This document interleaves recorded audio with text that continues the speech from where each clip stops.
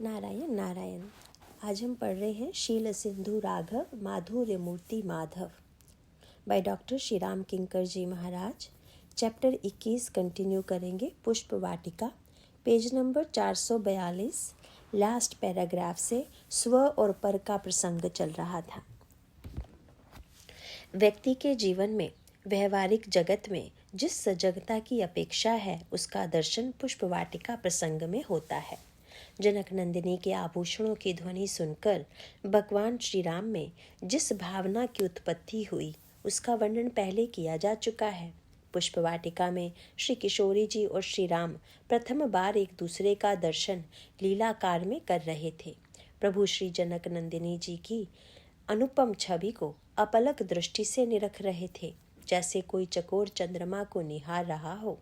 प्रभु की इस एक टक विलोकन को देखकर गोस्वामी जी ने इस अवसर पर एक काव्यमयी कल्पना की। पौराणिक मान्यता है कि मिथिला वंश के आदि पुरुष निमि का निवास संसार के समस्त व्यक्तियों की पलकों में है। नेत्रों के झपकने की प्रक्रिया उनकी उपस्थिति का परिचायक है। उनके नाम से इस क्रिया को निमेष का मापदंड दिया गया। आज भगवान श्री राम की नयन पलकों में निमेष की झपकन दृष्टि गोचर नहीं हो रही है। गोस्वामी जी उत्प्रेक्षा करते हुए कहते हैं कि मानो अपने कुल की कन्या के श्रृंगार की मर्यादा को दृष्टिगत रखते हुए वहाँ निमे की सांकेतिक अनुपस्थिति है। अतः इस काव्यात्मक कल्पना में भी गोस्वामी जी की मर्यादामयी प्रवृत्ति का ही परिचय प्राप्त होता है। श्री सीता जी का सौंदर्य देखकर प्रभु भाव विहोर हो रहे थे। उस समय उन्होंने अपनी मनस्थिति में एक परिवर्तन पाया। वे अनुभव करने लगे कि उनके प्रशांत मन में आज क्षोभ का उदय हुआ है। उस समय उन्होंने अपनी अंतर दिशा का परिचय इन शब्दों में दिया। तात जनक तनया यह सोई, धनुष यज्ञ जही कारण होई, पूजन गौरी सखी लय आई, करत प्रकाश फिरई फुलवाई, जासु बिलो की अलौकिक शोभा, सहज पुनीत मोर मनु क्षोभा, सो सबु कारण जान विधाता, फर कहीं सुभद अंग सुनु भ्राता, रघुवंश ही कर सहज सुभाऊ, मनु कुपंथ पगु धरई न काऊ, मोहि अतिशय प्रतीति मन केरी, जही सपनेहु पर नारी नहेरी, जिन कई लहहि नर पुरण पीठी, नहीं पावही पर तिय मनु ढीठी, मंगन लहहि न जिन कई नाही, ते नर बर थोरे जग माही। बालकांड। उपरोक्त पंक्तियों में गोस्वामी जी ने जेहि सपने हु पर नारी नहेरी के माध्यम से राघवेंद्र की मर्यादा के प्रति सजगता का परिचय दिया। शास्त्रों में परस्त्री दर्शन का विरोध है। जहाँ तक जनक नंदिनी का प्रश्न है, वे श्री राम के लिए पर हैं ही नहीं, वे तो स्व से भी अधिक अभिन्न हैं।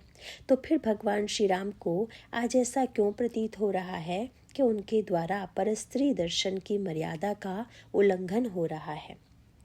वस्तुतः इस प्रदर्शन द्वारा शास्त्र की मर्यादा की सुरक्षा का स्मरण दिलाना ही उनका उद्देश्य है। लोक दृष्टि से श्री सीता जी अभी पर ही हैं, भले ही आत्मदृष्टि से न हो, पर को स्व करने के लिए धनुर्भंग करना होगा। भगवान श्री राम के इस आत्मनिवेदन को सुनकर लक्ष्मण जी का मौन रह जाना स्वाभाविक ही था। प्रभु ने एक मनुष्य की ही भांति अपने मन की समीक्षा करते हुए कहा कि इस परिवर्तन का कारण तो विधाता ही जानता होगा। हाँ, मेरे अंग फड़क कर शुभ सूचना दे रहे हैं। लग रहा है मेरी आकांक्षा पूर्ण होगी और संभवतः जनक नंदिनी की प्राप्ति मुझे होगी। श्री लक्ष्मण के लिए श्री राम साक्षात परब्रह्म परमात्मा है। आद्या शक्ति श्री सीता शाश्वत रूप से उनकी चिरसंगिनी है।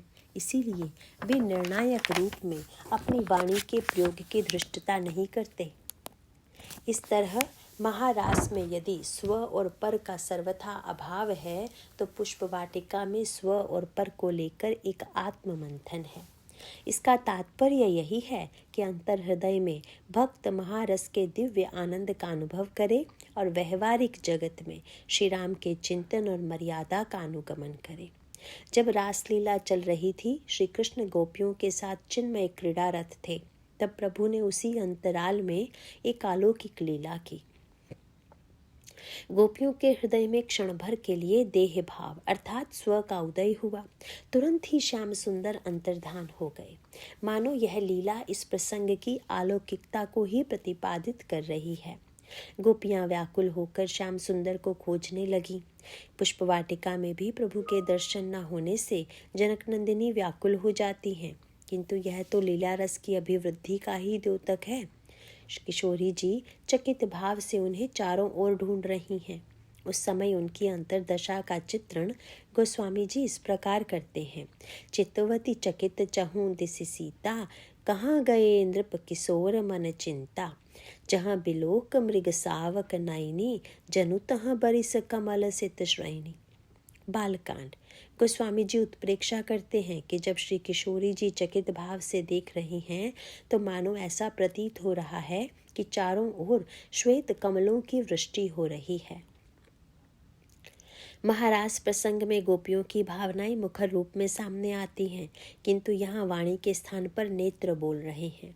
पुष्प वाटिका प्रसंग में जानकी केवल भगवती पार्वती के समक्ष बैखरी वाणी का प्रयोग करती हुई दिखाई देती हैं, अन्यथा पूरे प्रसंग में उनकी वाणी प्रकट नहीं हुई। पराशक्ति के द्वारा जिस परावाणी का प्रयोग किया जा रहा है वह पश्यंती के साथ एकाकार है और उसकी अभिव्यक्ति मध्यमा के माध्यम से नेत्र कर रहे हैं। इस तरह से यहाँ परा, पश्यंती और मध्यमा तक ही वाणी का प्रयोग है। जब श्री राम जनकपुर दर्शन के लिए मिथिला की वीथियों में चल रहे थे तब वहां जनकपुर की ललनाओं ने पुष्प वाटिका से उनका स्वागत किया। यह न केवल अवध राजकुमार का सम्मान था, अपितु उनकी सुकुमारता की अनुभूति की संवेदना भरी अभिव्यक्ति थी। उन्हें यह लगा होगा कि इन सुकोमल चरणों को राजपथ में कष्ट ना हो, इसीलिए पुष्प की पंखुड़ियां बिखेर कर वे उनके मार्ग को और भी मृदु बना रही थी।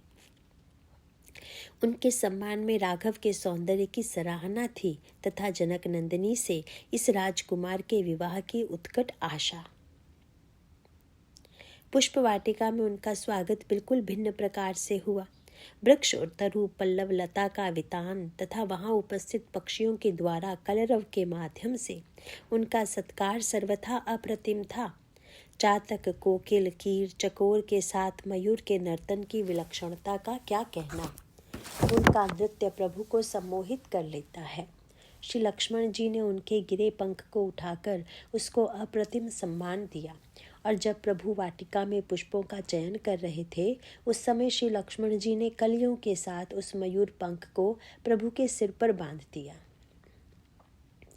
इस पूरे प्रसंग में लक्ष्मण जी बिल्कुल मौन हैं, जबकि संपूर्ण मानस में तेजस्वी लक्ष्मण की ओजस्वी वाणी सुनाई देती है। वे अपने मनोभावों को वाणी से अभिव्यक्त किए बिना नहीं रह पाते। जनक और परशुराम जैसे महापुरुषों के समक्ष भी वे निसंकोच वाणी का प्रयोग करते हुए दिखाई देते हैं। यहाँ तक कि श्री राम के समक्ष भी वे मुखर होकर अपना विरोध प्रकट कर देते हैं। किंतु कितना अद्भुत था उनका महामौन जब वे प्रभु से भी वाणी विनिमय नहीं करते। यहाँ श्री लक्ष्मण का परिचय एक ऐसे परम रसिक के रूप में प्राप्त होता है जो प्रभु की प्रत्येक लीला में मुख्य रूप से सहायक है। यदि श्री राम इस लीला में एक मानव हैं, अल्पज्ञ हैं, तो श्री लक्ष्मण सर्वज्ञ के रूप में यहाँ मौजूद हैं। उनकी दृष्टि में धनुष यज्ञ प्रभु के विवाह का बहिरंग रूप था। अंतरंग विवाह की वास्तविक लीला तो वाटिका में घटित होने जा रही थी, इसीलिए उनके द्वारा की गई प्रत्येक लीला सुनियोजित थी। पुष्पित सुमन उन भक्तों के प्रतीक हैं जिनका हृदय पूर्ण विकसित है और प्रभु उन्हें बड़े स्नेह से अपने करकमलों से चुन लेते हैं। श्री लक्ष्मण जी की संवेदना भरी अंतर्दृष्टि ने अधखिली कलियों की व्यथा को समझ लिया और उन्होंने उन्हें अपने दोने में स्थान दिया। वस्तुतः पुष्प वाटिका अलियों और कलियों का ही प्रसंग है। एक और जनक नंदिनी अलियों से घिरी हुई है और श्री लक्ष्मण जी कलियों को प्रभु तक पहुंचा देते हैं। मयूर पिच्छ और कलियों की सार्थकता तो तब सिद्ध हुई जब प्रभु लता कुंज में छिपकर श्री किशोरी जी के सौंदर्य का रसास्वादन करने लगे। सुअवसर जानकर श्री लक्ष्मण ने राघव का प्रासंगिक दिव्य श्रृंगार दूल्हे के रूप में किया। उन्होंने कलियों को प्रभु के केशपाश में सजा दिया। कलंगी का स्थान मयूर पिच ने ले लिया। कलियों और पिच के श्रृंगार द्वारा प्रभु के रससिक्त हृदय की भावनाएं मुखरित हो उठी। ऐसे विश्ववंद्य प्रभु, जिनके श्री चरणों में स्थान पाने के लिए महामुनि योगी जन व्यग्र रहते हैं, उनकी भक्ति देवी की वाटिका के इन आभूषणों से अलंकृत देखकर आज भगवान की भक्ति परायणता और पक्षधरता मानव भक्ति ही की महिमा को प्रकट कर रही थी। श्री अवध से लेकर मिथिला तक श्री राम के सिर पर मयूर पक्ष के श्रृंगार का वर्णन कहीं नहीं मिलता है। पुष्प वाटिका की इस झांकी में ही वे प्रथम और अंतिम बार मोर पक्षधर के रूप में दिखाई दिए। ऐसा लगता है कि इन एकांत क्षणों में श्री राम और श्री कृष्ण की लीला में कुछ साम्य है। भगवान श्री कृष्ण के श्री विग्रह के साथ मयूर पिच अनिवार्य रूप से जुड़ा हुआ है। आचार्यों का कथन है कि श्री कृष्ण के जिस रूप का वर्णन सुनकर ब्रह्मनिष्ठ शुकदेव जी सम्मोहित हो गए थे, उस झांकी में भी मयूर पक्ष भगवान श्री कृष्ण के सिरमौर रूप में सुशोभित था। वे मन ही मन देखने लगे। श्री कृष्ण ग्वाल बालों के साथ वृंदावन में प्रवेश कर रहे हैं। उनके सिर पर मयूर पिच्छ है और कानों पर कनेर के पीले पीले पुष्प, शरीर पर सुनहला पीतांबर और गले में 5 प्रकार के सुगंधित पुष्पों की बनी वैजयंती माला है।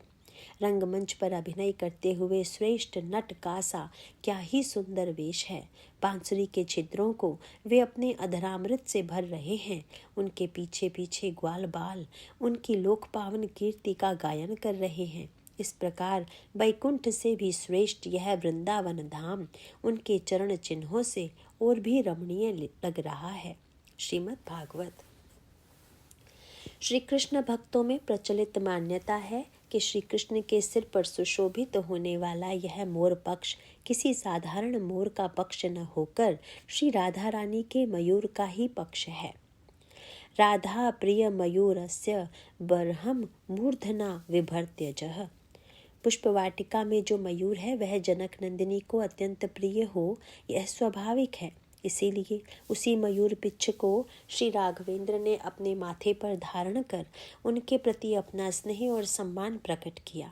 फिर इस मयूर के लिए प्रयुक्त किया जाने वाला ग्रामीण शब्द मोर गोस्वामी जी को अत्यंत सार्थक लगता है। अवधी भाषा में मोर शब्द का अर्थ मेरा होता है। मानस में भी अनेक बार इस शब्द का इसी अर्थ में प्रयोग किया गया है। मोर दास कहाई नर आशा, उत्तरकांड। मैं अरु मोर तोर तय माया, अरण्य कांड। गोस्वामी जी को लगा कि मोर कहकर व्यक्ति उसी को संबोधित करता है जो उसे प्रिय होता है। इस पक्षी में भला ऐसा कौन सा गुण है कि प्रत्येक व्यक्ति उसे मोर कहता है। और तब उन्हें उसमें एक विशेषता दिखाई पड़ी। प्रभु ने विधेय वाटिका में इसके पिच्छ को अपने सिर पर धारण किया था। तनु विचित्र कायर वचन अहि आहार मन घोर, तुलसी हरि भय पक्षधर ताते कह सब मोर। दोहावली। पक्षधर शब्द भी श्लेषात्मक है। पक्षी के पंख और पक्षपात करने वाला, इन दोनों ही अर्थों में इसका प्रयोग होता है। वेदांत का ब्रह्म तो निष्पक्ष ही है। समोहम सर्वभूतेषु न मे द्वेषो अस्ति न प्रियः। श्रीमद् भगवद गीता। अर्थ, मैं सब भूतों में समभाव से व्यापक हूँ, न कोई मेरा अप्रिय है और न प्रिय है।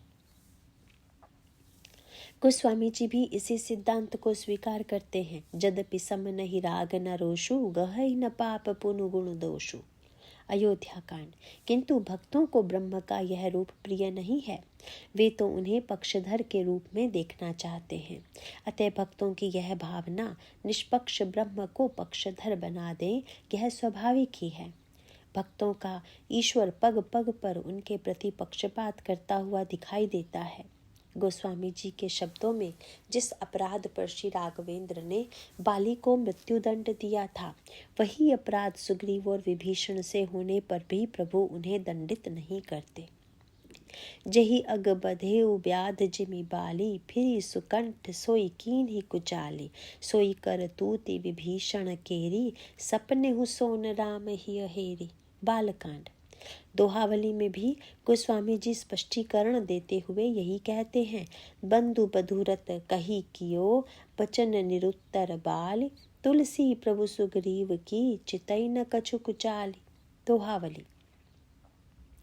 भगवान श्री कृष्ण के चरित्र में यह पक्षधरता आदि से अंत तक सर्वत्र दृष्टिगोचर होती है।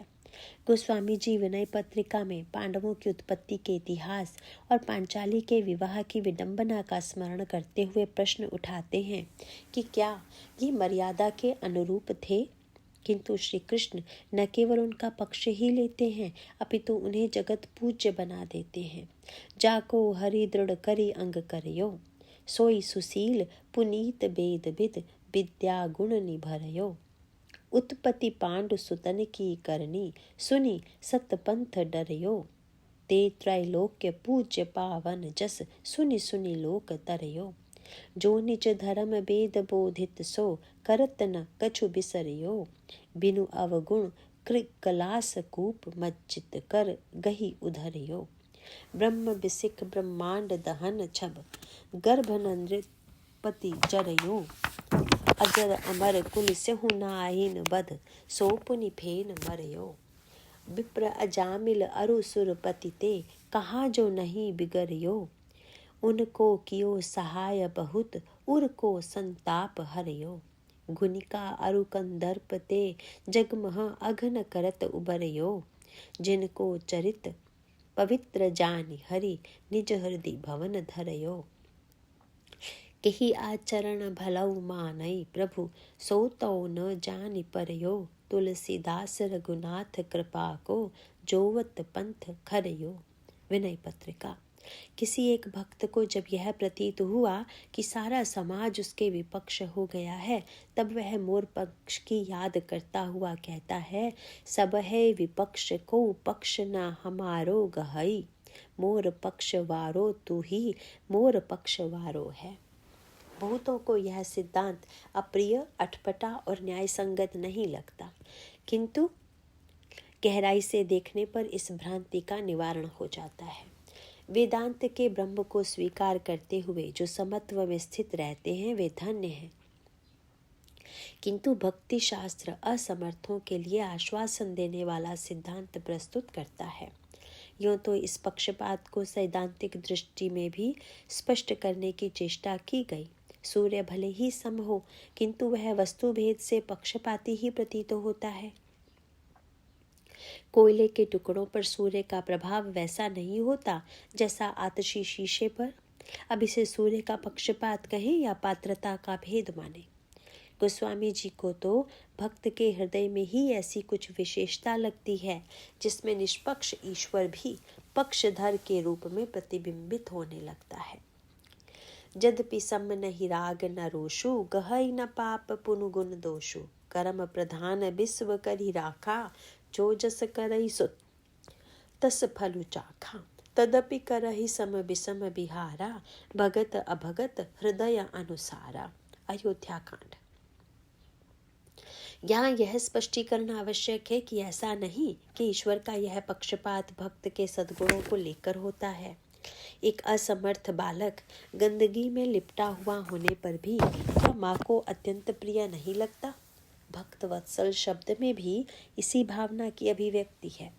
जन्मा हुआ बछड़ा अत्यधिक गंदगी से लिपटा हुआ होता है, परंतु गाय अपने इस बछड़े को जिह्वा से चाट कर न केवल उसकी मलिनता मिटा देती है, अपितु उसके प्रति अपना स्नेह भी प्रकट करती है।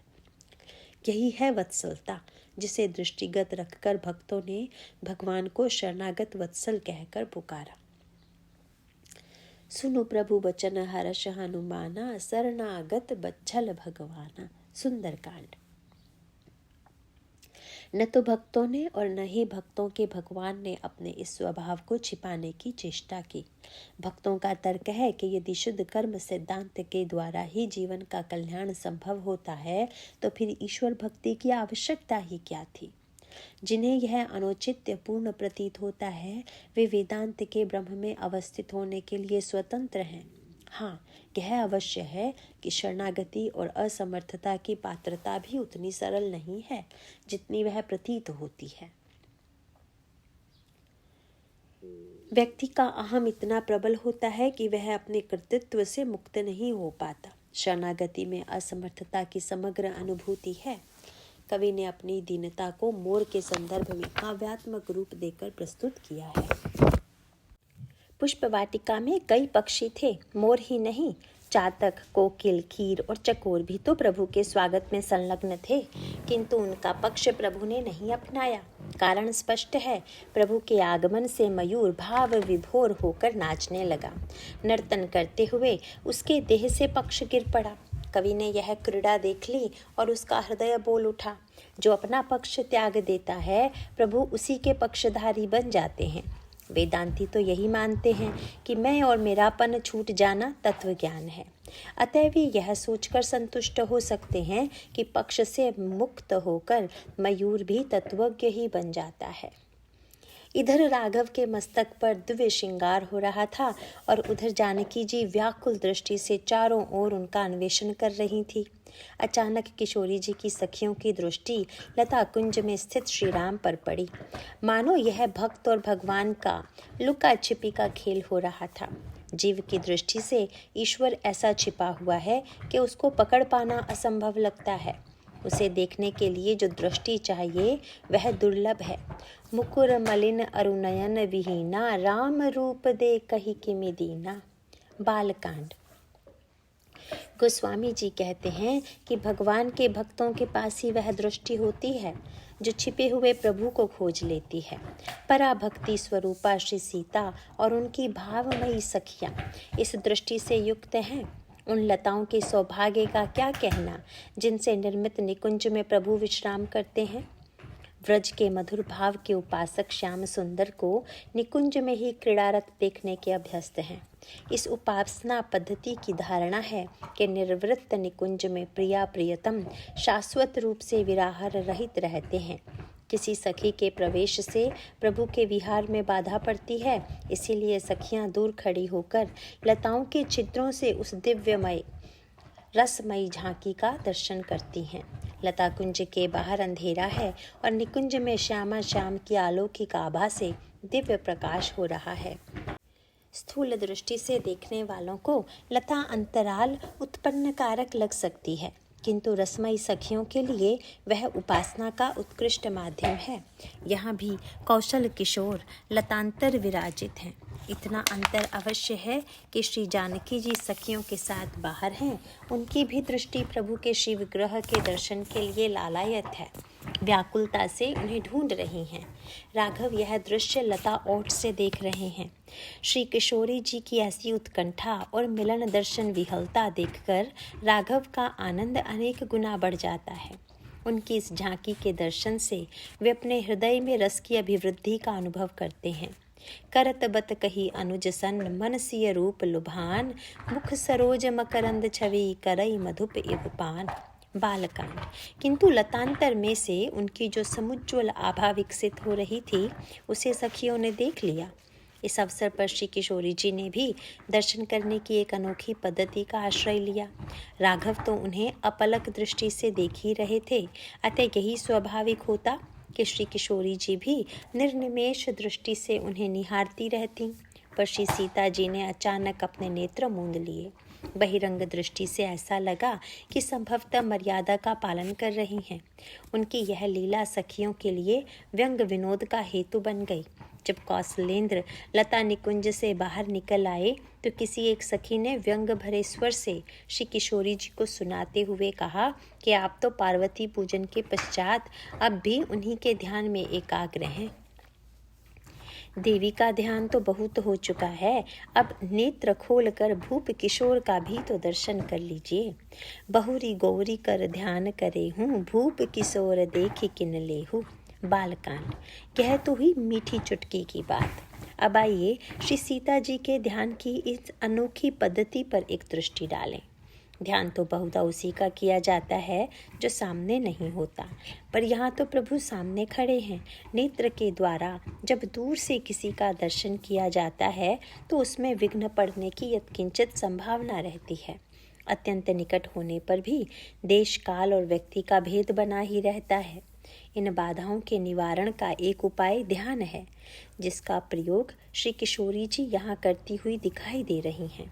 ध्यान की परिपूर्णता तब है जब ध्याता, ध्यान और ध्येय तीनों एकाकार हो जाते हैं। अपने और राघव के बीच में लता की उपस्थिति भी श्री किशोरी जी को असह्य है, इसीलिए वे उन्हें अपने हृदय मंदिर में ले जाती हैं। यहाँ नेत्र राजमार्ग की भूमिका निभाते हैं। श्री किशोरी जी अपने प्रियतम को इसी सुकोमल मार्ग से अपने हृदय के निवृत्त निकुंज में ले जाती हैं। मानो श्री किशोरी जी और राघव पूर्ण एकांत के लिए उत्सुक हैं, अतः वे उन्हें निमंत्रण देती हैं कि आप इन नयनों के मार्ग से भीतर प्रविष्ट हो जाइए। नेत्र की पुतलियां भी श्याम और राघव भी श्याम, मानो जब श्यामता में श्याम मिल जाएंगे तब उन्हें कोई देख नहीं पाएगा। बहिरंग दृष्टि से श्री राम दूर लता कुंज में खड़े हैं, पर वे लोचन मग से प्रिया जी के हृदय मंदिर में पधार चुके हैं। श्रृंगार की इस दिव्य स्थिति को सुहृदय कवि ने सहसा विराम दे दिया। महारास में श्रृंगार का जो उद्दाम रूप दिखाई देता है वह सभी के लिए ग्राह्य नहीं हो सकता। काम का ऐसा कोई क्रियाकलाप नहीं है जिसका खुलकर वर्णन वहाँ न किया गया हो, और वह वर्णन ऐसा है कि बहुतों को उसमें अश्लीलता की भ्रांति होती है। सांसारिक संदर्भ में वह अश्लील है भी, किंतु जब उसे भगवान से जोड़कर देखते हैं तो मानो अश्लीलता का समाधान प्राप्त होता है। यहाँ ब्रह्म निरावृत है और आवरणहीन गोपियों से उनका मिलन हो रहा है। उसे जीवात्मा और परमात्मा का मिलन भी कह सकते हैं। माया के आवरण से परिच्छिन्न ब्रह्म का वास्तविक साक्षात्कार निरावृत रूप में ही संभव है, किंतु यह व्याख्या क्या पूरा समाधान दे पाती है?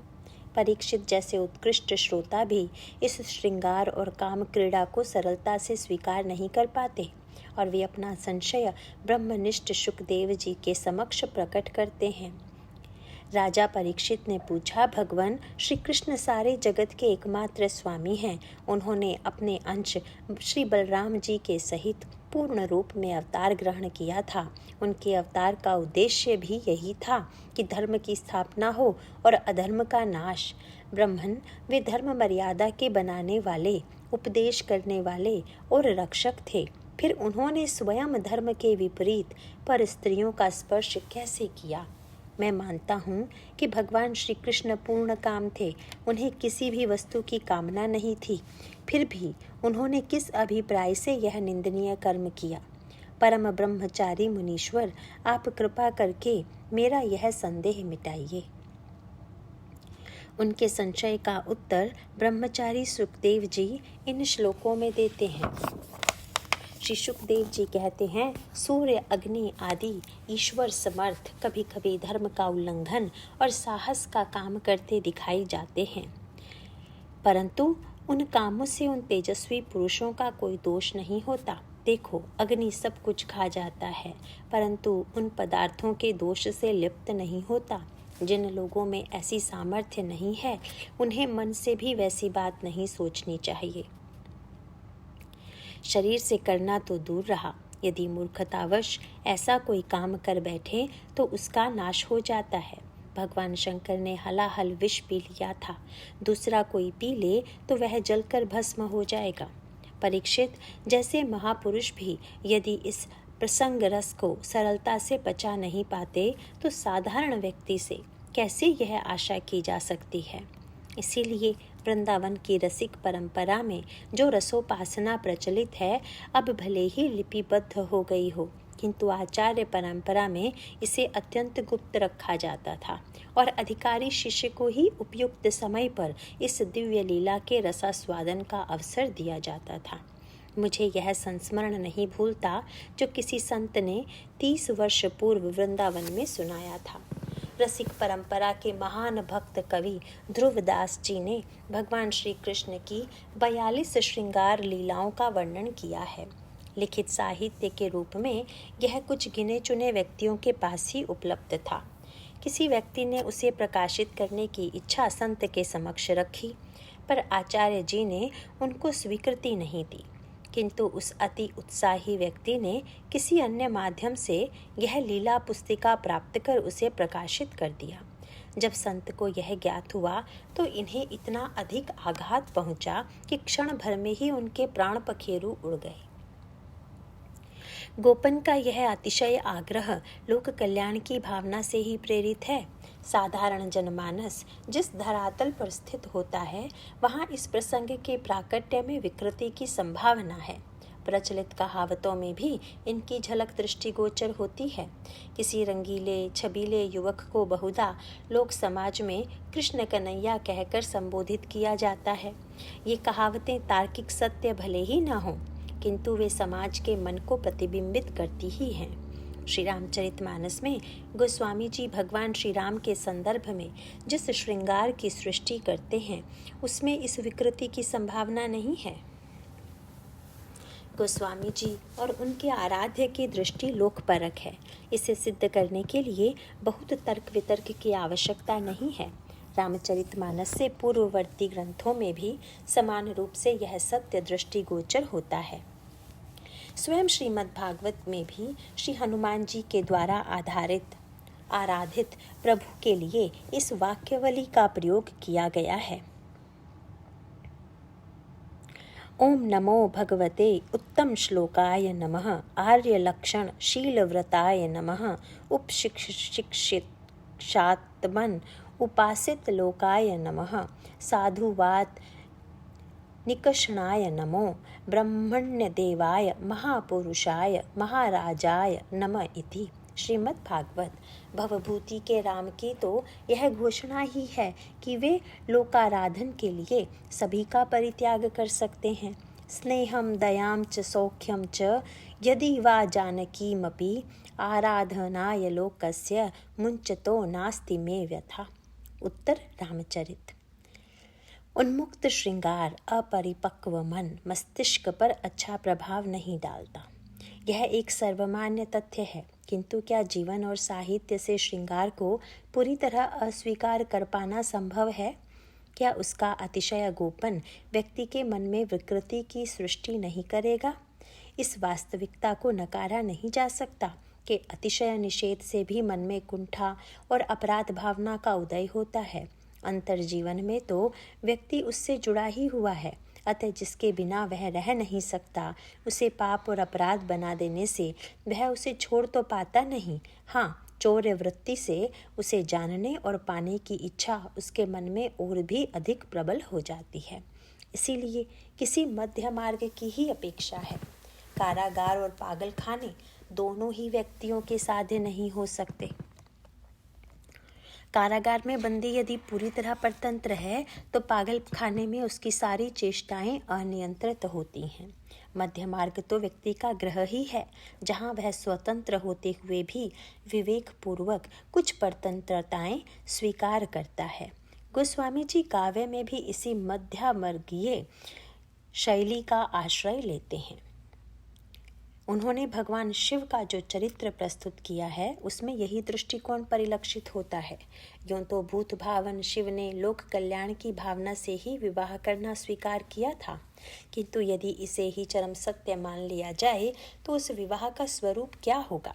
शास्त्रों में विशेष परिस्थितियों में नियोग पद्धति की बात कही गई है। महाभारत में भी नियोग की प्रक्रिया की स्वीकृति मिलती है। महाराज शांतनु के पुत्रों की युवावस्था में मृत्यु हो गई। उस समय तक उनके यहाँ संतति का जन्म नहीं हुआ था। वंश रक्षा के लिए सत्यव्रती वेद व्यास से प्रार्थना करती हैं। नियोग प्रथा के अनुकूल दोनों रानियों में वेदव्यास गर्भ संस्थापित करते हैं। दासी की प्रार्थना पर भगवान वेदव्यास उसे भी धन्य बनाते हैं। इस तरह कुरुकुल में 3 पुत्रों का जन्म हुआ। वे थे धृतराष्ट्र, पांडु और विदुर। वंश तो चल गया, पर कैसी विडंबना थी कि एक अंधा और दूसरा पीला हो गया। केवल दासी पुत्र इसके अपवाद थे, पर इसकी अंतर्कथा क्या थी? प्रथम रानी जब वेदव्यास के समक्ष आई तो भयभीत होकर उसने अपनी आंखें मूंद ली। परिणाम धृतराष्ट्र नाम के अंधे पुत्र के रूप में सामने आया। दूसरी रानी तपस्वी ऋषि के सामने पहुंचकर पीली पड़ गई और पांडु का जन्म हुआ। कठोर मर्यादावादी कह सकते हैं कि यह तो ऋषि का अनादर था, परंतु रानियों की प्रतिक्रिया स्वाभाविक और मनोवैज्ञानिक थी। वेदव्यास जैसे तटस्थ और उदासीन वृत्ति के मुनि से प्रसन्नतापूर्वक संसर्ग की आशा करना रानियों के प्रति अन्याय होगा। संतानोत्पादन में कामवृत्ति के सर्वथा अभाव की कल्पना वे रानियां कैसे कर सकती थीं? काम और रति की प्रक्रिया में श्रृंगार की सहायता से ही आनंद की सृष्टि होती है, जिसका यहाँ सर्वथा अभाव था। दासी की मनोभावना भिन्न प्रकार की थी। उसके लिए यह बड़े सौभाग्य और गौरव की बात थी कि एक ऋषि के माध्यम से उसे पुत्र प्राप्त हो। इस मनोभाव का ही परिणाम था कि उसे विदुर जैसा ज्ञानी और नीतिज्ञ पुत्र प्राप्त हुआ। भगवान शिव के द्वारा काम मुक्त होकर तारकासुर वध के लिए पुत्रोत्पत्ति कितनी नीरस और यांत्रिक होती। इसीलिए भगवान श्री राम की आज्ञा को यद्यपि उन्होंने इच्छा न होते हुए भी स्वीकार कर लिया, पर उन्हें उसमें अनौचित्य तो प्रतीत हो ही रहा था। कह शिव जदपि उचित अस नाही, नाथ बचन पुनि मेटी न जाही। सिर धरि आय सुकरई तुम्हारा, परम धर्म यह नाथ हमारा। बालकांड।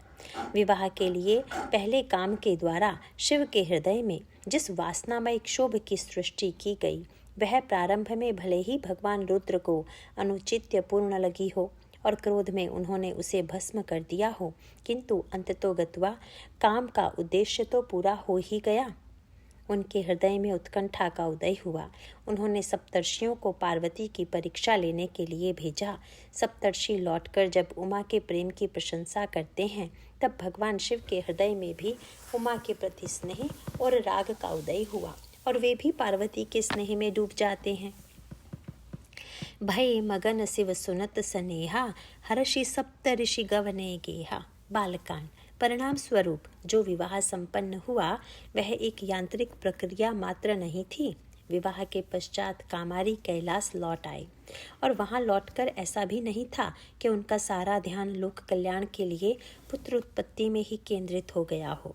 दंपत्ति शिव शिवा बहुत समय तक श्रृंगार युक्त काम का आनंद लेते रहे। करहि विविध विधि भोग बिलासा, गण समेत बसहि कैलासा।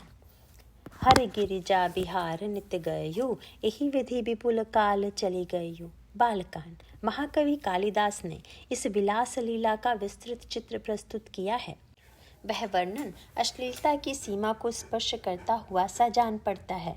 कुमार संभव के अध्येता इससे भली भांति परिचित होंगे। इसके साथ जो जनश्रुति जुड़ी हुई है वह भी बड़ी सांकेतिक है। इस वर्णन के परिणाम स्वरूप कालिदास कुष्ठ रोग ग्रस्त हो गए थे। अंत में रघुवंश नाम के महाकाव्य की रचना से वे इस रोग से मुक्त हुए। कुमार संभव की अमर्यादित वर्णन का प्रायश्चित रघुवंश के माध्यम से होना कितना युक्ति युक्त है। रघुवंश अपनी मर्यादा प्रियता के लिए प्रसिद्ध है। फिर जिस वंश में मर्यादा पुरुषोत्तम श्री रामभद्र ने जन्म लिया हो, उसकी महिमा को क्या कहना। इससे यह भी निष्कर्ष निकाला जा सकता है कि अमर्यादित श्रृंगार व्यक्ति और समाज में विकृति की सृष्टि करता है। गोस्वामी जी की सजगता इस प्रसंग में द्रष्टव्य है। वे भगवान शिव और भगवती उमा के श्रृंगार और भोग विलास का संकेत कुछ वाक्यों में दे देने के पश्चात तत्काल क्षमा याचना के स्वर में कह उठते हैं, जगत मातु पितु शंभु भवानी, तेहि सिंगारु न कहूँ बखानी। बालकांड। अपने आराध्य के वर्णन में भी उनकी यही सावधानी सर्वत्र दृष्टिगोचर होती है।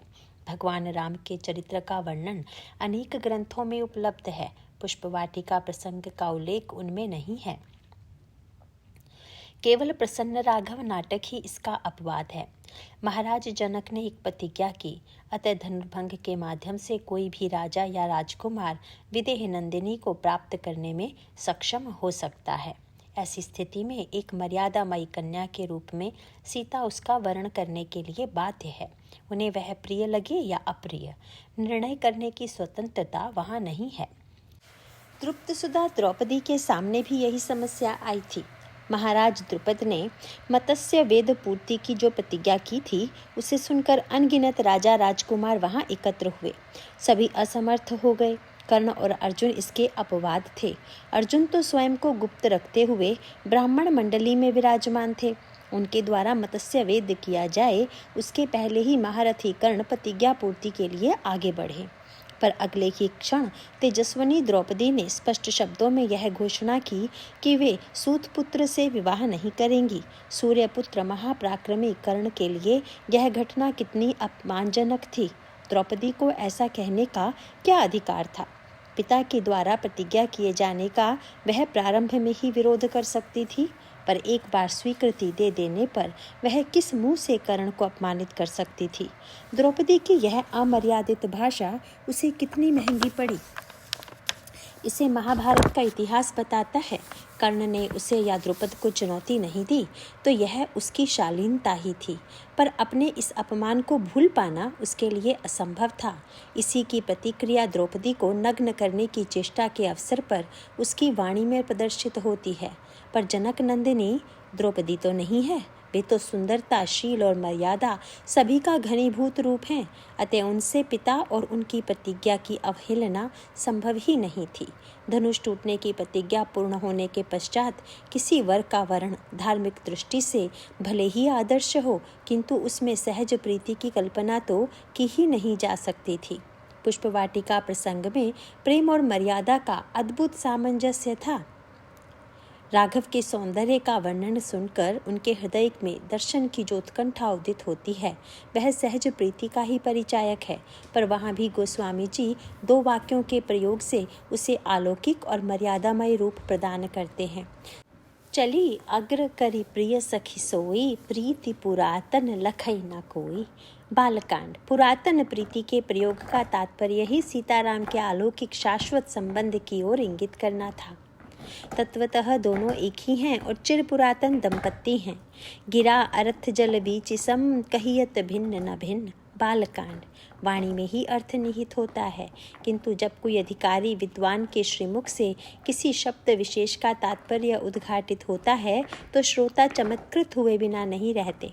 अर्थ की अभिव्यक्ति कितने रूपों में हो सकती है, इसकी कल्पना भी करना कठिन है। यही स्थिति सीताराम की है। तात्विक स्वरूप में ज्ञान की गरिमा भले ही महत्तम हो, पर अभिन्न होते हुए भी जब वे भिन्न बनकर लीला का प्राकट्य करते हैं तो उसे देखने सुनने वालों को जिस अद्भुत आनंद की अनुभूति होती है वह वर्णन का विषय नहीं रह जाता। सो सुख जानई मन अरुकाना, नहीं रसना पही जाय बखाना। उत्तरकांड। प्रीति पुरातन लखई ना कोई को ही ले लें। पंक्ति का शाब्दिक अर्थ है उस सखी को आगे करके चली।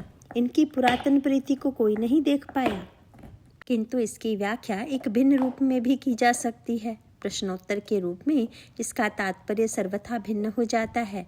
परंपराया सखियां जनक नंदिनी का अनुसरण करती हैं, किंतु आज क्रम बदला हुआ है। किशोरी जी सखी का अनुगमन कर रही हैं। क्यों? व्यवहारिक उत्तर तो यही होगा कि वाटिका में राघव जहाँ विचरण कर रहे हैं उस स्थान का पता मात्र उस एक सखी को ही है, किंतु ऐश्वर्य की दृष्टि से भिन्न अर्थ का संकेत प्राप्त होता है। महिमामयी सीता सर्वज्ञ हैं, उन्हें भली भांति यह ज्ञात है कि प्रियतमा प्रभु कहाँ हैं। फिर भी उन्हें लगा कि यदि मैं स्वतः आगे चलकर वहां पहुंच जाती हूं तो सखियां आश्चर्यचकित होकर पूछ सकती हैं कि आपको कैसे पता चला कि राजकुमार इसी स्थान पर हैं। वे विनोद में व्यंग कर सकती हैं, क्या यह मिलन पूर्व नियोजित था? अतः इस रहस्य को छिपाने के लिए ही वह सखी को आगे कर देती हैं, जिससे उनकी शाश्वत पुरातन प्रीति को कोई जान ना ले। कैसी अनोखी लीला है। अनभिज्ञ बनकर नित्य प्राप्त को पाने की चेष्टा की जा रही है। इस लीला का चरमोत्कर्ष तो तब था जब वे व्याकुल दृष्टि से चारों ओर देखकर भी उन्हें खोज नहीं पाती।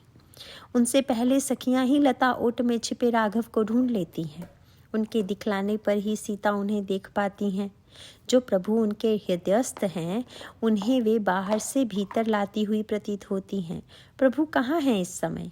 हृदय में या लता कुंज में? एक रूप में यदि प्रिया जी के हृदय में विराजमान हैं तो दूसरे रूप में लता कुंज में सखियों को दिखाई दे रही हैं।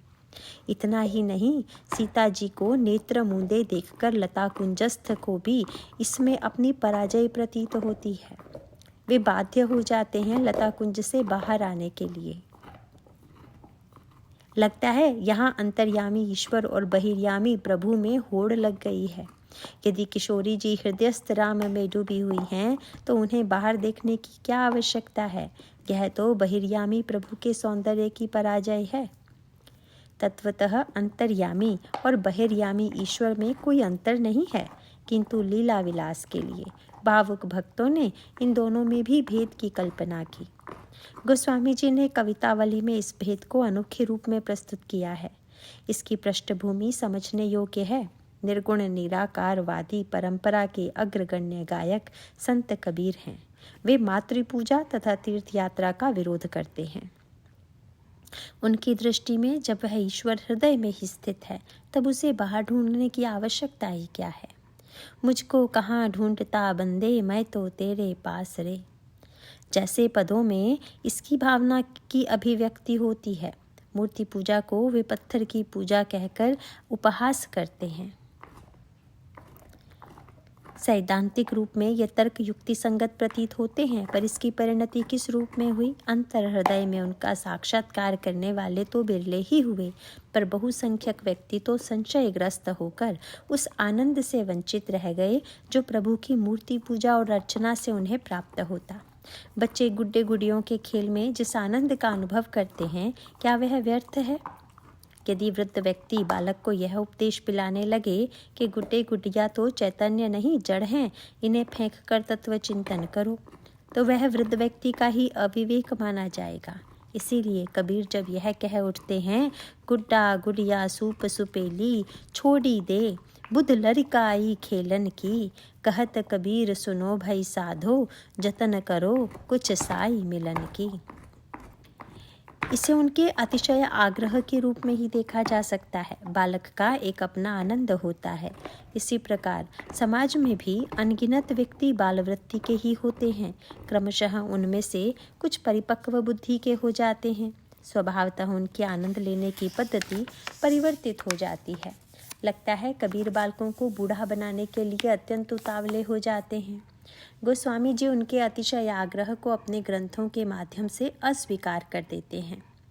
वे ब्रह्म के अंतर्यामी रूप को स्वीकार नहीं करते, किंतु वे दृढ़तापूर्वक घोषित करते हैं कि वह अंतर्यामी होने के साथ बहिर्यामी भी है। तात्विक सत्य भी यही है। यदि वह अंतर और बाहर सर्वत्र एक रस विद्यमान है तो बाहर का निषेध भी तो युक्ति युक्त नहीं है। तीर्थ या मूर्ति में क्या उसका अभाव है? यदि उसे साधक उसे तीर्थ या मूर्ति में ढूंढता और पा लेता है तो वह भी उतना ही बड़ा तत्वज्ञ है। इतना ही नहीं, गोस्वामी जी काव्यमयी भाषा में विनोद करते हुए कवितावली रामायण में बहिर्यामी को अंतर्यामी से भी बड़ा बता देते हैं। इसके लिए वे प्रहलाद का दृष्टांत प्रस्तुत करते हैं। आस्तिकता के इतिहास में प्रहलाद से बढ़कर कोई नहीं दिखाई देता। वे ईश्वर को सर्वव्यापी केवल कहते ही नहीं, देखते और अनुभव करते हैं। उनके जीवन की अनगिनत घटनाओं में उनके आस्तिक्य का परिणाम भी स्पष्ट दृष्टिगोचर होता है। हिरण्यकशिपु के द्वारा उन्हें मृत्यु का ग्रास बनाने की चेष्टा कई बार की गई। उन्हें पर्वत से गिराया गया, समुद्र में डुबाया गया, अग्नि में जलाने की चेष्टा की गई, पर उनका बाल भी बांका नहीं हुआ। अंत में वह घड़ी आई जब स्वयं हिरण्यकशिपु प्रहलाद को खंबे से बांध देता है और उससे प्रश्न करता है, कहाँ है तेरा ईश्वर? अविचल भाव से उन्होंने कहा, वह तो सर्वत्र है। व्यंगात्मक स्वर में दैत्य ने पूछा, क्या इस स्तंभ में भी है? उसका ताना मानो यह था कि यदि वह स्तंभ में होता तो क्या तुझे बंधने देता? प्रहलाद को हंसी आ गई। जिसे हिरण्यकशिपु बंधन कहता है वह उनकी दृष्टि में बंधन कहाँ है? स्तंभ में, रस्सी में उनके प्रभु ही तो हैं। उन्हें तो लग रहा था कि वे स्तंभ के रूप में अपने आराध्य की गोदी में हैं, जहाँ परम पिता ने उन्हें अपनी भुजाओं रस्सी में आविष्टित कर रखा है। हिरण्यकशिपु स्तंभ में बंधे हुए उस बालक पर कृपाण का प्रहार करने चलता है, पर अकस्मात स्तंभ फटा और उसमें से नरसिंह भगवान प्रकट हुए। उन्होंने हिरण्यकशिपु का वध किया और प्रहलाद को स्नेहपूर्वक अपनी गोद में बिठाकर जिह्वा से चाटने लगे। तात्विक अर्थों में तो वे पहले भी प्रभु की गोद में ही थे, पर प्रेम और भावना ने उस सत्य को साकार रूप दे दिया। इस तरह से प्रहलाद के उपाख्यान में अवतारवाद और मूर्ति पूजा के रहस्यों का सूत्रात्मक संकेत मिलता है।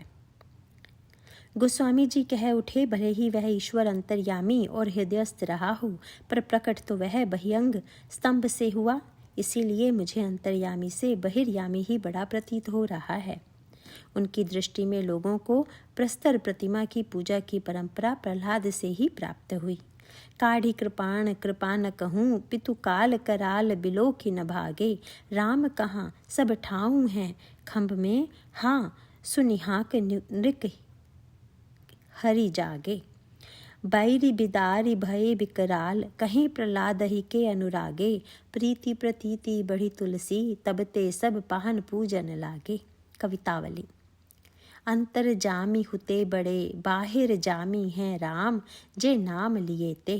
धावत धेनु पिन्हाई लवाई, जो बालक बोलनी कान किए ते। आपनी बूझी कहई तुलसी, कही बेकी न बावरी बात बिए ते। पैज परे प्रहलाद हुको, प्रगटे प्रभु पाहनते न हियते। कवितावली। पुष्पवाटिका प्रसंग में गोस्वामी जी ने इसे इतने रहस्यमय रूप में प्रस्तुत किया कि उसमें सैद्धांतिक दुरूहता की शुष्कता का कहीं भी आभास नहीं होता। एक ही दो बनकर मानो अपने आप को ढूंढ रहा है। सीता जी द्वारा श्री राम को ढूंढने का अर्थ भी तो यही है। ढूंढकर जब उसे पा लेने का आभास हुआ तो उसकी प्रतीति कैसी थी? निधि शब्द में ही उसका संकेत छिपा हुआ है। व्यग्रता से ढूंढते हुए जब वह उसे पालेगा तो वह क्या करेगा? अपनी निधि को पुनः अपने कक्ष में स्थापित करेगा और उसकी सुरक्षा के लिए कपाट बंद कर लेगा। यहाँ भी तो यही हुआ। देखी रूप लोचन ललचाने, हर्षे जनु निज निधि पहचाने। थके नयन रघुपति छवि देखे, पलिके हूँ परिहरि निमेषे। अधिक स्नेह देह भय भोरी, सरद ससिहि जनु चितब चकोरी। बालकांड। जिस समय किशोरी जी अंतर हृदय में प्रभु का दर्शन कर रही थी, उसी समय राघव लता कुंज से प्रकट हो जाते हैं। मानो बहिर्यामी को लगा यह तो मेरी उपेक्षा है, अतः वे लता के आवरण से मुक्त होकर अपना समग्र सौंदर्य प्रकट करने के लिए ही सामने आ गए। ऐसी ही एक लीला श्री सुतीक्ष्ण जी के प्रसंग में भी घटित हुई। मुनि सुतीक्ष्ण ने प्रभु के आगमन का समाचार सुना। वे आतुर होकर प्रभु का दर्शन करने के लिए चल पड़े, पर मार्ग में ही वे विह्वल होकर बैठ जाते हैं। प्रेमोन्माद की इस दशा में उनके हृदय में प्रभु प्रकट हो जाते हैं। वे आनंदमयी समाधि में डूब जाते हैं। इस बीच में अनोखी स्थिति तब आई जब पथिक प्रभु उनके निकट पहुंच गए। अद्भुत स्थिति है। बहिर्यामी ईश्वर उनके सामने खड़ा है, उन्हें जगा रहा है, किंतु मुनि अंतर हृदय से बाहर आना ही नहीं चाहते। पुनि अगस्ती कर शिष्य सुजाना, नाम सुति छन रति भगवाना। मन क्रम वचन राम पद सेवक, सपने हूँ आन भरोस न देवक। प्रभु आगवनु श्रवण सुनि पावा, करत मनोरथ आतुर धावा। हे विधि दीन बंधु रघुराया, मोसे सठ पर करि हहि दाया। सहित अनुज मोहि राम गुसाई, मिल हहि निज सेवक की नाई। मोरे जिय भरोस दृढ़ नाही, भगति बिरति न ज्ञान मन भाही। नहीं सतसंग जोप जग जागा, नहीं दृढ़ चरण कमल अनुरागा। एक बाणी करुणा निधान की, सो प्रिय जाके गति न आन की। हुई है सुफल आजु मम लोचन, देखी बदन पंकज भव मोचन। निर्भर प्रेम मगन मुनि ज्ञानी, कहीं न जाई सो दशा भवानी। दिसि अरु विदिस पंथ नहीं सूझा, को मैं चलऊँ कहाँ नहीं बूझा। कबहुक फिर पाछे पुनि जाई, कबहुक नृत्य करई गुण गाई। अविरल प्रेम भगति मुनि पाई, प्रभु देखे तरु ओट लुकाई। अतिशय प्रीति देखि रघुवीरा, प्रगटे हृदय हरन भव भीरा। मुनि मन माज अचल होई वैसा, पुलक शरीर पनस फल जैसा। तब रघुनाथ निकट चली आए, देखी दशा निज जन मन भाए। मुनि ही राम बहु भांति जगावा, जागन ध्यान जनित सुख पावा। अरण्यकांड। मुनि को अंतर हृदय से बाहर लाने के लिए प्रभु ने युक्ति का आश्रय लिया। सुतीक्ष्ण जी द्विजभुज राम के अनन्य उपासक थे, अतः प्रभु ने अपने चतुर्भुज रूप को द्विजभुज के स्थान पर व्यक्त कर दिया। परिणाम वही हुआ जो प्रभु चाहते थे। मुनि व्याकुल होकर नेत्र खोल लेते हैं। द्विजभुज श्याम सुंदर धनुर्धर राघव सामने थे। सुतीक्ष्ण जी के आनंद की सीमा नहीं रही। वे प्रभु के चरणों में लिपट जाते हैं। राघव उन्हें उठाकर हृदय से लगा लेते हैं। भक्त और भगवान का मिलन हुआ। भूप रूप तब राम दुराया, हृदय चतुर्भुज रूप दिखावा। मुनि अकुलाई उठा तब कैसे, विकलहीन मणि फनि बर जैसे। आगे देखी राम तन श्यामा, सीता अनुज सहित सुख धामा। परयउ लकुट इव चर नहीं लागी, प्रेम मगन मुनि मर बड़ भागी। अरण्यकांड। अंतर्यामी और बहिर्यामी के इस विवाद के पीछे एक सैद्धांतिक प्रश्न भी है। प्रश्न जुड़ा है अवतारवाद से। ईश्वर को क्यों अवतरित होना पड़ता है? यह तो स्पष्ट ही है कि अंतर्यामी ईश्वर की अनुभूति से व्यक्ति की समस्या का समाधान संभव नहीं है।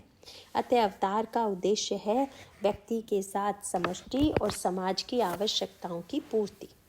पुष्पवाटिका में रस के साथ साथ इस सैद्धांतिक पक्ष को भी प्रकट किया गया। श्री किशोरी जी के साथ उनकी प्रिय सखियां भी तो हैं। जिस समय प्रिया जी हृदय में प्रभु के साक्षात्कार और मिलन का आनंद ले रही थी, उस समय सखियां लता कुंज में स्थित राघव को निहार रही थी, किंतु लता के अंतराल के कारण उनका दर्शन स्पष्ट रूप से नहीं हो पा रहा था। उनकी समस्या का समाधान तब हुआ जब वे लता भवन से प्रकट हो गए। लता भवन ते प्रगट भे, तेहि अवसर दो भाई, निकसे जनु जुग बिमल विधु, जलद पटल बिलगाई। बालकांड। यहाँ गोस्वामी जी प्रगट शब्द का प्रयोग करते हैं।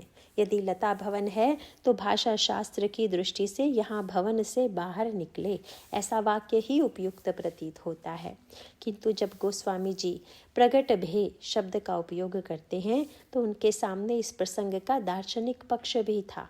ब्रह्म सर्वव्यापक है तो उसके लिए बाहर भीतर आना जाना क्या? अतः यही कह सकते हैं कि वह अदृश्य था और अब दृश्य बन गया और प्रत्यक्ष दिखाई देने लगा। यही प्रकट होना है। गोस्वामी जी राम जन्म की गाथा का वर्णन करते हुए इसी समस्या का अनुभव करते हैं। एक और वे कौशल्या के गर्भ से भगवान राम के आन का वर्णन करते हैं, उल्लेख करते हैं। जादिन ते हरि गर्भ ही आए, सकल लोक सुख संपत्ति छाए। बालकांड। गर्भ में आने के पश्चात उनका जन्म भी अवश्यंभावी है, आवश्यक है। अतः वे जन्म शब्द का प्रयोग करते तो हैं, पर इसके साथ साथ वे प्रगट शब्द का प्रयोग करना नहीं भूलते। जन्म शब्द यदि व्यवहारिक है तो प्रगट शब्द सैद्धांतिक।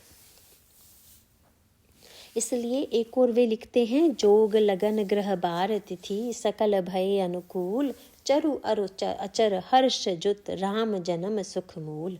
बालकांड। तो दूसरी ओर सुख जुत कछुक काल चली गयो, जही प्रभु प्रगट सो अवसर भयो। बालकांड। भई प्रगट कृपाला दीन दयाला, कौशल्या हितकारी। बालकांड। पुष्पवाटिका में भी वे प्रकट हुए। यदि अयोध्या में वे कौशल्या जी की भावना की संपूर्ति के लिए प्रकट होते हैं तो यहाँ सखियों की प्रीति के फलस्वरूप उनका प्राकट्य हुआ। हृदय में उनकी अनुभूति केवल किशोरी जी के लिए संभव थी,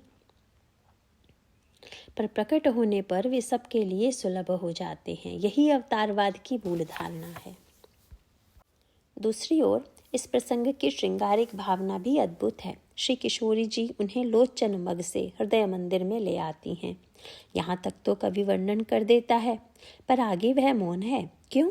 क्योंकि अब किशोरी जी ने कपाट बंद कर लिए हैं। यहाँ प्रविष्ट होने का अधिकार किसी को नहीं है। अंतर मंदिर में प्रिया प्रियतम के मिलन की कल्पना ही की जा सकती है। दृष्टि और वाणी से वह परे है, पर यहाँ पर गोस्वामी जी का वैशिष्ट्य, उनके हृदय में श्रृंगार और मर्यादा की दोनों ही वृत्तियों में अद्भुत सामंजस्य दृष्टिगोचर होता है। जहाँ भगवान कृष्ण के अलौकिक श्रृंगार का विस्तृत वर्णन महर्षि वेदव्यास ने कई अध्यायों में चित्रित किया, वहीं गोस्वामी तुलसीदास उस दिव्य श्रृंगार का दर्शन एक शब्द मात्र में प्रकट कर देते हैं। कपाट बंद होने के पश्चात प्रिया प्रियतम किस केली में निमग्न है, उसमें कोई सीमा नहीं। श्रीमद् भागवत में भी महारास प्रसंग में दार्शनिक सिद्धांतों का अद्भुत समावेश है। एक और गोपियों के हृदय में गर्व की भावना का उदय देखकर कृष्ण अदृश्य हो जाते हैं। गोपियों को यही लगता है कि वे कहीं अन्यत्र चले गए। वे उनके अन्वेषण में प्रवृत्त होती हैं। सुखदेव जी यह नहीं कहते कि कृष्ण कहीं चले गए, वे तो अंतर्धीयत शब्द का ही प्रयोग करते हैं। तासाम तत् सौभगमदं वीक्ष्यमानं च केशवः प्रशमाय प्रसादाय तत्रैवान्तर्धीयत। श्रीमद् भगवत अंतर्हिते भगवती सहसैव व्रजांगनाः। श्रीमद् भागवत। वेदांत सिद्धांत की मान्यता है कि ब्रह्म को पाना नहीं है, केवल जानना है। पाया तो उसे जाता है जो स्वयं से भिन्न हो, अन्यत्र कहीं दूर हो। ज्ञान के द्वारा भ्रांति मिट जाती है। सोतै ताहि तो ही नहीं भेदा, बारी बीच इव गावहि वेदा। उत्तरकांड। समस्त शास्त्रों का सार वाक्य इतना ही है, सृष्टि मिथ्या है और जीव और ब्रह्म में कोई भेद नहीं है। श्लोकार्धेन प्रवक्ष्यामि यदुक्तं ग्रंथकोटिभिः ब्रह्म सत्यं जगन मिथ्या जीवो ब्रह्मैव नापरः। महावाक्य। गोपियाँ भगवान कृष्ण को समस्त प्राणियों में विराजमान अंतरात्मा ही तो मानती हैं, किंतु वियोग की वेला में वे अपने प्रियतम को कहाँ नहीं ढूंढती, किस किस से वे उसका पता नहीं पूछती। वेद व्यास ने बड़े विस्तार से उनकी विरह वेदना और उनके द्वारा की जाने वाली खोज का वर्णन श्रीमद् भागवत में किया है। श्री सुखदेव जी कहते हैं, परीक्षित, भगवान सहसा अंतर्ध्यान हो गए। उन्हें न देखकर व्रज युवतियों की वैसी ही दशा हो गई जैसे यूथपति गजराज की बिना हथनियों की होती है। उनका हृदय विरह की ज्वाला से जलने लगा। भगवान श्री कृष्ण की मदोन्मत गजराज की सी चाल, प्रेम भरी मुस्कान, विलास भरी चितवन, मनोरम प्रेमालाप, भिन्न भिन्न प्रकार की लीलाओं तथा श्रृंगार रस की भाव भंगमियों ने उनके चित्त को चुरा लिया था। वे प्रेम की मतवाली गोपियाँ श्री कृष्णमय हो गईं और फिर कृष्ण की विभिन्न चेष्टाओं का अनुकरण करने लगी। अपने प्रियतम श्री कृष्ण की चाल ढाल, हास विलास और चितवन बोलन आदि में श्री कृष्ण की प्यारी गोपियाँ उनके समान ही बन गईं। उनके शरीर में भी वही गति मति, वही भाव भंगी उतर आई। वे अपने को सर्वथा भूलकर श्री कृष्ण स्वरूप हो गईं और उन्हीं की लीला विलास का अनुकरण करती हुई मैं कृष्ण ही हूँ, इस प्रकार कहने लगी। वे सब परस्पर मिलकर ऊंचे स्वर से उन्हीं के गुणों का गान करने लगी और मतवाली होकर एक वन से दूसरे वन में, एक झाड़ी से दूसरी झाड़ी में जाकर कृष्ण को ढूंढने लगी। परीक्षित, भगवान श्री कृष्ण कहीं दूर थोड़े ही गए थे। वे तो समस्त जड़ चेतन पदार्थों में तथा उनके बाहर भी आकाश के समान एक रस स्थित ही हैं। वे वहीं थे, उन्हीं में थे, किंतु उन्हें न देखकर गोपियां वनस्पतियों से, पेड़ पौधों से उनका पता पूछने लगीं। गोपियों ने पहले बड़े बड़े वृक्षों से जाकर पूछा, हे पीपल, पाकर और बरगद, नंदन नंदन, श्याम सुंदर, अपनी प्रेम भरी मुस्कान और चितवन से हमारा मन चुरा कर चले गए हैं, क्या तुम लोगों ने उन्हें देखा है? कुर्बक, अशोक, नागकेशर, पुन्नाग और चंपा बलराम जी के छोटे भाई, जिनकी मुस्कान मात्र से बड़ी बड़ी माननियों का मानमर्दन हो जाता है, इधर आए थे क्या? अब उन्होंने स्त्री जाति के पौधों से कहा, बहन तुलसी, तुम्हारा हृदय तो बड़ा कोमल है, तुम तो सभी लोगों का कल्याण चाहती हो, भगवान के चरणों में तुम्हारा प्रेम तो है ही, वे भी तुमसे बहुत प्यार करते हैं, तभी तो भौरों के मंडराते रहने पर भी वे तुम्हारी माला नहीं उतारते, सर्वदा पहने रहते हैं। क्या तुमने अपने चर्म प्रियतम श्याम सुंदर को देखा है? प्यारी मालती, मल्लिके और जूही, तुम लोगों ने कदाचित हमारे प्यारे माधव को देखा होगा। क्या वे अपने कोमल करों के स्पर्श करके तुम्हें आनंदित करते हुए इधर से गए हैं? रसाल, प्रियाल, कटहल, पीतशाल, कचनार, जामुन, आक, बेल, मौलसिरी, आम, कदम्ब और नीम तथा अन्यान्य यमुना के तट पर विराजमान सुखी तरुवरों, तुम्हारा जन्म जीवन केवल परोपकार के लिए है। श्री कृष्ण के बिना हमारा जीवन सूना हो रहा है, हम बेहोश हो रही हैं, तुम हमें पाने का मार्ग बता दो। भगवान की प्रेयसी पृथ्वी देवी, तुमने ऐसी कौन सी तपस्या की है कि श्री कृष्ण के चरण कमलों का स्पर्श प्राप्त करके तुम आनंद से मग्न हो रही हो और तृणलता आदि के रूप में अपना रोमांच प्रकट कर रही हो?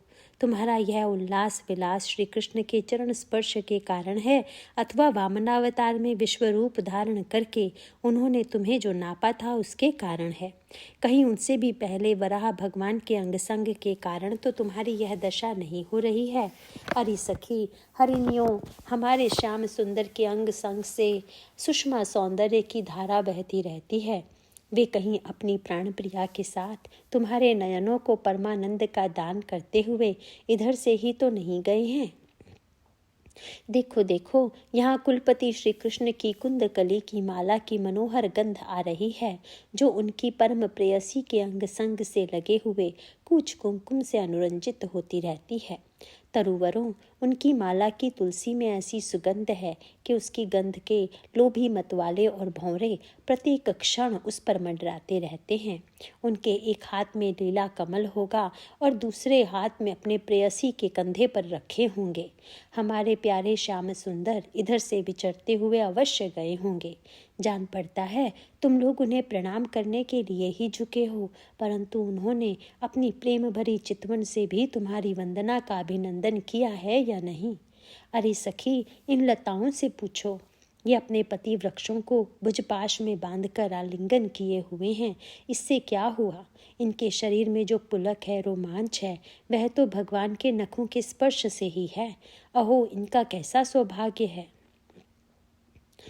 भक्ति का यह पक्ष, जिसमें भक्त को ईश्वर के विरह की अनुभूति होती है, व्याकुलता से उन्हें खोजता फिरता है, यह उसकी साधना का अनिवार्य अंग है। विरह वेदना की तुलना अग्नि से की गई है। प्रेम यदि स्वर्ण है तो विरह अग्नि। स्वर्ण अंतरंग में परिशुद्ध होते हुए भी बाह्य वस्तुओं के संस्पर्श से मलिन जैसा दिखाई देता है। अग्नि में पड़ते ही उसकी बाह्य मलिनता समाप्त हो जाती है, उसकी चमक पूरी तरह निखर कर सामने आ जाती है। कनक ही बान चढ़ई जिमि दाहे, तिमि प्रियतम पद नेम निभाहे। अयोध्या कांड। गोपियों का प्रेम शब्द स्वर्ण है, पर अहंकार की मलिनता क्षण भर के लिए ही सही उनकी आभा को छिपा लेती है। इसे मिटाने के लिए ही श्याम सुंदर ने विरह लीला की सृष्टि की है। फिर इस विरह वेदना का परिणाम कितना सुंदर होता है। प्रियतम का चिंतन करते करते वे तदमय होकर तदाकार हो जाती हैं। तात्विक एकात्मता का बोध प्रबुद्धि में होता है, उसमें परितृप्ति का अनुभव हो, यह स्वाभाविक है। किंतु भावनात्मक अर्थों में जब तन्मयता का उदय होता है, तब मन, प्राण और शरीर सभी उस रंग में रंग जाते हैं। इस समय गोपियों की स्थिति भी इसी प्रकार की है। वे तन्मयता की इस मनोभूमि में श्री कृष्ण की लीलाओं का अनुकरण करने लग जाती। परीक्षित, इस प्रकार मतवाली गोपियां प्रलाप करती हुई भगवान श्री कृष्ण को ढूंढते ढूंढते कातर हो रही थी। अब और भी गाढ़ आवेश हो जाने के कारण वे भगवन्मय होकर भगवान की विभिन्न लीलाओं का अनुकरण करने लगती हैं। एक पूतना बन गई और दूसरी श्री कृष्ण बनकर उसका स्तन पीने लगी। कोई छकड़ा बन गई तो किसी ने बालकृष्ण बनकर रोते हुए उसे पैर की ठोकर मारकर उलट दिया। कोई सखी बालकृष्ण बनकर बैठ गई तो कोई तृणावत दैत्य का रूप धारण करके उसे हर ले गई। कोई गोपी पांव घसीट घसीट कर घुटनों के बल बलैया चलने लगी और उस समय उनके पायजेब झुन झुन झुन बोलने लगे। एक बनी कृष्ण तो दूसरी बनी बलराम और बहुत सी गोपियां ग्वाल बाल के रूप में हो गई। एक गोपी बन गई वत्सासुर तो दूसरी बनी बकासुर। तब तो गोपियों ने अलग अलग श्री कृष्ण बनकर वत्सासुर और बकासुर बनी हुई गोपियों को मारने की लीला की। जैसे श्री कृष्ण वन में करते थे, वैसे एक गोपी बांसुरी बजा बजा कर दूर गए हुए पशुओं को बुलाने का खेल खेलने लगी। तब दूसरी गोपियां वाह वाह करके उसकी प्रशंसा करने लगी। एक गोपी अपने को श्री कृष्ण समझकर दूसरी सखी के गले में बाँह डालकर चलती और गोपियों से कहने लगती, मित्रों, मैं कृष्ण हूँ, तुम लोग मेरी यह मनोहर चाल देखो। कोई गोपी श्री कृष्ण बनकर कहती, अरे ब्रजवासियों, तुम आंधी पानी से मत डरो, मैंने उससे बचने का उपाय निकाल लिया है।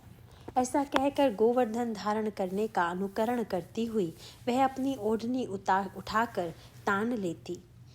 परीक्षित, एक गोपी बनी कालिय नाग तो दूसरी श्री कृष्ण बनकर उसके सिर पर पैर रखकर चढ़ी चढ़ी बोलने लगी, रे दुष्ट सांप, तू यहाँ से चला जा, मैं दुष्टों का दमन करने के लिए ही उत्पन्न हुआ हूँ।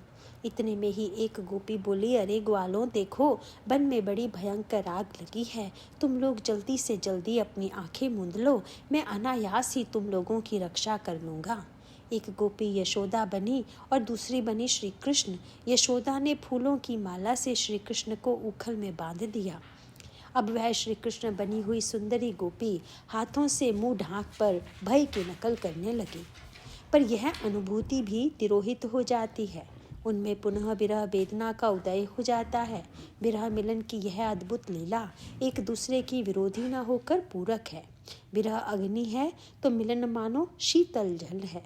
वैसे तो जल और अग्नि परस्पर विरोधी हैं, किंतु आवश्यकता तो दोनों की है।